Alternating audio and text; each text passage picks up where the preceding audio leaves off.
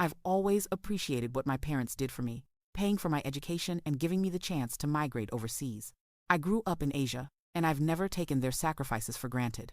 I have 2 siblings still living at home. They're doing okay, but nothing extraordinary. I've never been particularly religious, and about 15 years ago, I left my strict faith. In 2021, I came out to my conservative mom about leaving the religion, and she didn't speak to me for months. Thankfully, by 2022, we reconciled. In 2022, I got engaged to an incredible man, now my husband, and we were preparing to buy our first home together. Mom offered to contribute a generous amount toward the purchase, which I appreciated. It's common in both our cultures. By 2023, my dad also retired early, and my mom, who had already retired a few years prior with a generous redundancy package, began spending their retirement on multiple overseas trips. They've taken at least 5 to Europe alone, among many others. I voiced my concerns about finances, but my husband reminded me, "It's your mom's money. She can spend it however she likes."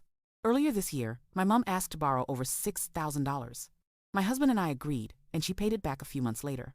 A few weeks ago, she asked again, this time for twice as much. Alarm bells went off.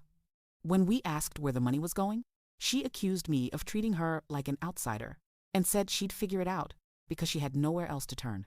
Thanks to my siblings, I discovered she had gone overseas again. This is at least her 2nd international trip this year, buying gifts and souvenirs, with 2 more trips already planned. My husband and I are furious.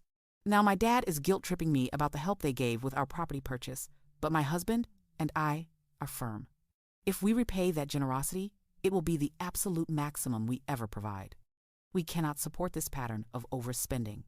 Am I being fair by refusing to bankroll my retired mom's endless travel and shopping sprees?